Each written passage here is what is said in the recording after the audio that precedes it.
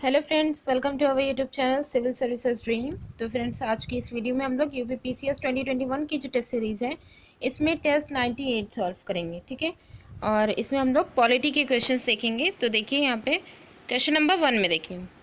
Question number 1 में है, संसद में विधायन प्रस्ताव की पहल करने से पहले भारत के राष्ट्रपति की पूर्व स्वीकृति आवश्यक है, किसमें?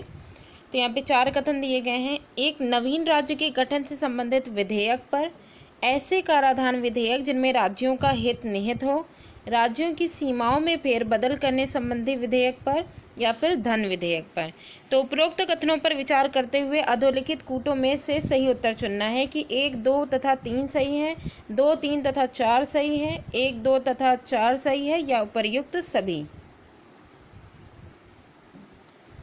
क्वेश्चन नंबर 1 का करेक्ट आंसर है ऑप्शन डी, उपर्युक्त सभी। तो यहाँ पे देखिए ज़रा, देखिए क्वेश्चन नंबर 1 में ये कह रहे हैं कि संसद में विधायन प्रस्ताव की पहल करने से पहले, विधायन प्रस्ताव लाने से पहले किन, यहाँ पे जो कथन दिए गए थे उनमें से मतलब विधायन प्रस्ताव लाने से पहले भारत के राष्ट्रपति की पूर्व स्वीकृति आवश्यक किन किन चीज़ों पे है। तो यहाँ पे चारों जो बात कही गई हैं, ठीक है, चारों विकल्प जो कहे गए हैं उन चारों में ही, ठीक है, तो वही विधायन प्रस्ताव संसद में प्रस्तुत करने से पहले चारों में ही राष्ट्रपति की पूर्व स्वीकृति आवश्यक है। तो इसलिए उपयुक्त सभी बिल्कुल सही है। नेक्स्ट क्वेश्चन है क्वेश्चन नंबर 2। इसमें है, भारत की संसद किसके या किनके द्वारा मंत्रिपरिषद के कृत्यों के ऊपर नियंत्रण रखती है? ऑप्शंस हैं स्थगन प्रस्ताव, प्रश्नकाल, अनुपूरक प्रश्न। ये 3 यहाँ पे दिए गए हैं। नीचे दिए गए कूट का प्रयोग कर सही उत्तर चुनना है कि केवल 1, केवल 2 और 3, केवल 1 और 3, या 1, 2 और 3। क्वेश्चन 2 का करेक्ट आंसर है ऑप्शन डी, 1, 2 और 3। तो देखिए, भारत की संसद में मंत्रिपरिषद जो है उसके कृत्य, उसके जो काम हैं उन पर नियंत्रण स्थगन प्रस्ताव, स्थगन प्रस्ताव में ऐसे कह सकते हैं कि इसमें मेनली ये, इस प्रस्ताव का ये उद्देश्य होता है कि वर्तमान, या यूँ कहें कि तत्कालिक संसदीय प्रक्रिया जो भी हो रही होगी उसको रोक करके अविलंबनीय लोक महत्व के मुद्दे पर चर्चा की जाए। ठीक है, तो इस आधार पर, यानी कि जो चीज़ जो है छोड़ दी गई है अब उसको रद्दी का ढेर करके जो है हटा दिया जाएगा, तो उस पर नहीं, उसको हटाने की बजाय उस पर चर्चा करके हम मंत्रिपरिषद के जो काम हैं उन पर कंट्रोल कर सकते हैं। ठीक है, कि उन्होंने क्या किया होगा। उसके बाद प्रश्नकाल, प्रश्नकाल का यहाँ पे ये भी एक बहुत अच्छा जो है तरीका है। इसमें मेनली प्रत्येक सदन, चाहे उच्च सदन हो निम्न सदन हो, उनमें एक घंटा जो है, पहला जो घंटा होता है वो प्रश्नकाल का होता है। इसमें मेनली जितने भी बैठक में लोग होते हैं दोनों सदनों के, उनमें 1 घंटे तक के प्रश्न उत्तर किए जाते हैं। ठीक है, उसके बाद है अनुपूरक प्रश्न। अनुपूरक प्रश्न के द्वारा संसद के प्रत्येक सदन में प्रश्न सामान्यतः मंत्रियों के लिए से पूछे जाते हैं। तो मेनली जो अनुपूरक प्रश्न होता है उसमें जो सदन के, प्रत्येक सदन के जो मंत्री हैं उन लोगों से जो है प्रश्न उत्तर किया जाता है। तो इसमें 3 तरीके के प्रश्न पूछे जाते हैं, तारांकित और अतारांकित और अल्प सूचना प्रश्न। ठीक है, तो ये 3 तरीके हैं जिनके द्वारा भारत की जो संसद है वो मंत्रिपरिषद के कृत्यों पर नियंत्रण कर सकती है। ठीक है, तो ऑप्शन डी इसका करेक्ट है। नेक्स्ट क्वेश्चन है क्वेश्चन नंबर 3। इसमें है, भारतीय संसद का स्वर्ण जयंती समारोह मनाया गया था। ऑप्शन है 1/1/1997 को, 15/8/1997 को, 26/1/2002 को, या 13/5/2002 को। तो देखिए क्वेश्चन नंबर 3 का जो करेक्ट आंसर है वो है ऑप्शन डी, 13/5/2002 को। 13 मई 2002 को भारतीय संसद की औपचारिक स्थापना, मतलब ये समझिए कि ये जो स्वर्ण जयंती समारोह है ये औपचारिक स्थापना जो हुई थी पहले कब हुई थी? प्रथम लोकसभा चुनाव के समय में। प्रथम लोकसभा चुनाव जो हुए थे वो 13 मई 1952 में हुए थे। तो ये जो औपचारिक जो स्थापना है उसकी 50 वर्ष पूरे 50 वर्ष पूर्ण हो जाने के उपलक्ष्य में ही ये स्वर्ण जयंती समारोह मनाया जाता है। ठीक है, तो जो पहली लोकसभा चुनाव जो पहला हुआ था वो 13 मई 1952 को हुआ था, और उसके बाद उसके 50 वर्ष जो पूर्ण हुए वो 13 मई 2002 को हुए। तो 2002 को ये स्वर्ण जयंती समारोह मनाया गया था।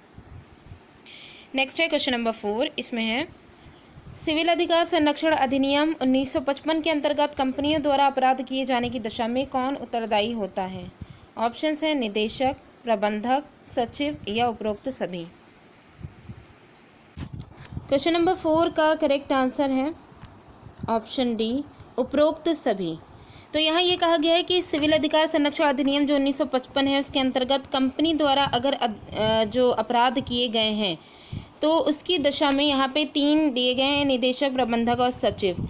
तो देखिएगा कि जो संविधान की धारा 14(2) के अंतर्गत, ठीक है, 14(2) के अंतर्गत कंपनियों द्वारा जो अपराध किए जाते हैं उसकी दशा में सभी व्यक्ति उत्तरदायी होंगे। जो अपराध गठित हुआ है या गठित होते समय कंपनी का कार्यभार संभाल रहे हों वो भी जो कंपनी के कार्य व्यवहार के प्रति उत्तरदायी होंगे, ठीक है। तो मतलब ये सभी जितने भी यहाँ पे जो दिए गए हैं वो सब जो है यहाँ पे रिस्पॉन्सिबल होंगे। यदि कोई अपराध कंपनी के निदेशक, प्रबंधक या मैनेजर की सहमति से हो तो भी ये उत्तरदायी होंगे। तो इसलिए यहाँ पे निदेशक भी, प्रबंधक भी, सचिव भी सब यहाँ पे इस अपराध में शामिल किए जाएंगे, ठीक। नेक्स्ट है क्वेश्चन नंबर 5। इसमें है निम्नलिखित युग्मों में से कौन सा सुमेलित नहीं है। तो पहला देखिए, हिंदू विवाह अधिनियम 1955, हिंदू उत्तराधिकार अधिनियम 1956, 73वां संविधान संशोधन, शहरी क्षेत्रों के स्थानीय निकायों के चुनाव में महिलाओं के लिए स्थानों का आरक्षण, और लास्ट है सती यानी निरोध अधिनियम, ये 1987। तो इसमें से ये बताना है कि कौन सा सही सुमेलित नहीं है। क्वेश्चन नंबर 5 का जो करेक्ट आंसर है वह है ऑप्शन सी, 73वां संविधान संशोधन। इसमें कहा गया है कि शहरी क्षेत्रों के स्थानीय निकायों के चुनाव में महिलाओं के लिए स्थानों का आरक्षण। तो ये यहाँ पे सही सुमेलित नहीं है, क्योंकि देखिए जो यहाँ पे 73वां संविधान संशोधन जो था उसमें क्या कहा गया है, 73वें संविधान संशोधन में तो यहाँ पे देखिए ये जो बात यहाँ पे कही गई है, शहरी क्षेत्रों के स्थानीय निकायों के चुनाव में महिलाओं के लिए स्थानों का आरक्षण, ये 73वें संविधान संशोधन में नहीं है बल्कि 74वां जो संविधान संशोधन है इसमें ये बात कही गई है। इस वजह से ये वाला जो है वो सही सुमेलित नहीं है। और बाकी यहाँ पे जो बताए गए हैं कि हिंदू विवाह अधिनियम 1955 में आया, ये बिल्कुल सही है। हिंदू उत्तराधिकार अधिनियम 1956 में आया है, ये भी बिल्कुल सही है। और सती निरोध अधिनियम जो आया है वो 1987 में आया है, ठीक है। बाकी तीनों एकदम करेक्ट हैं। नेक्स्ट है क्वेश्चन नंबर 6। इसमें है निम्न में से कौन सामाजिक अधिनियम नहीं है। ऑप्शंस हैं MISA, anti dowry act, protection of civil rights, prevention of immoral traffic act. Question 6 का करेक्ट आंसर है ऑप्शन ए, मीसा। मीसा यहाँ कहा गया है कि ये सामाजिक अधिनियम के अंतर्गत नहीं आता है। मीसा है क्या, मीसा का अगर फुल फॉर्म देखें इसको कहते हैं MISA, ठीक है। तो इसका फुल फॉर्म ये होता है आंतरिक सुरक्षा अधिनियम, मीसा का मतलब होता है, ठीक है। ये वर्ष 1971 में बना और फिर उसके बाद 1977 था 1977 में इसको निरस्त कर दिया गया था। इसमें मेनली यही था कि आंतरिक सुरक्षा के संदर्भ में ये मेनली बनाया गया था अधिनियम, ठीक है। और उस हिसाब से देखें तो ये सामाजिक अधिनियम नहीं है, ठीक है। और बाकी जितने भी यहाँ पे शेष 3 दिए गए हैं कि एंटी डाउरी एक्ट भी समाज से संबंधित है, प्रोटेक्शन ऑफ सिविल राइट्स जो है ये भी सामाजिक अधिनियम से संबंधित है, प्रिवेंशन ऑफ इमोरल ट्रैफिक जो है इसका यहाँ पे मतलब है कि अनैतिक व्यापार रोकथाम अधिनियम, ठीक है। Prevention of immoral traffic act ये भी सामाजिक अधिनियम से संबंधित है। नेक्स्ट है क्वेश्चन नंबर 7। इसमें है अनुसूचित जाति और अनुसूचित जनजाति अत्याचार निवारण अधिनियम 1989 प्रवृत्त हुआ है 1 जुलाई 1989 को, 30 जनवरी 1990, 30 जुलाई 1989 या 1 जनवरी 1990। क्वेश्चन नंबर 7 का जो करेक्ट आंसर है वो है ऑप्शन बी, 30 जनवरी 1990। अनुसूचित जाति और अनुसूचित जनजाति या अत्याचार निवारण अधिनियम जो है ये 1989 को राष्ट्रपति के द्वारा 11 सितंबर 1989 को इसकी स्वीकृति प्रदान कर दी गई थी। लेकिन इस अधिनियम को जो प्रवृत्त किया गया, जो लागू किया गया, वो 30 जनवरी 1990 में प्रवृत्त हुआ था, ठीक। नेक्स्ट है क्वेश्चन नंबर 8। इसमें है अनुसूचित जाति और अनुसूचित जनजाति अधिनियम जो आया था 1989 को, ये अनुसूचित जाति और अनुसूचित जनजाति की उन्नति के लिए एक प्रावधान है जो निम्न में से किस एक के सिद्धांत पर आधारित है। ऑप्शंस हैं पृथक्करणीयता का सिद्धांत, अधिमानी स्थिति का सिद्धांत, संरक्षा विभेद का सिद्धांत या सामंजस्यपूर्ण अर्थान्वयन का सिद्धांत। तो देखिए क्वेश्चन नंबर 8 का जो करेक्ट आंसर है वो है ऑप्शन सी, संरक्षा विभेद का सिद्धांत, ठीक है।